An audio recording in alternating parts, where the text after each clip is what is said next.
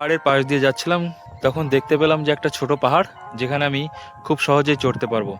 আর আপনাদের এই যে দৃশ্যগুলো রয়েছে, মানে যে সৌন্দর্য, সেটা আমি আমার ক্যামেরায় বন্দি করে আপনাদের দেখাতে পারবো খুব সহজে। সেই কারণেই আমি এই মুহূর্তে পাহাড়ে উঠে গেছি। দেখুন দেখুন কতটা সুন্দর লাগছে এইগুলো, একদম অনবদ্য ভিউ। আর যেটা এই পাহাড় থেকে চড়লেই দেখা যাবে, পাহাড়ের উপরে চড়লে, কারণ নিচে থেকে এতটা সুন্দরভাবে দেখা যাবে না। দেখুন কতটা সুন্দর, একদম অপরূপ। আর ও যে দূরে একটা জলাশয় দেখা যাচ্ছে, সেটা হলো মুরাডি ড্যাম বা বড়ন্তি লেক। আর এরিয়াটার চারপাশটাই পাহাড়ে ঘেরা।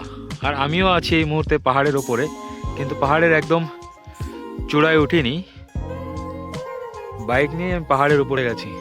দেখুন আশেপাশের জায়গাগুলো দেখতে খুবই সুন্দর।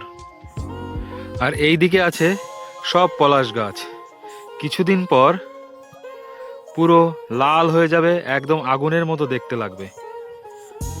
আর পাহাড়গুলো একদম অপরূপ লাগছে, দেখুন কত সুন্দর পাহাড়গুলো।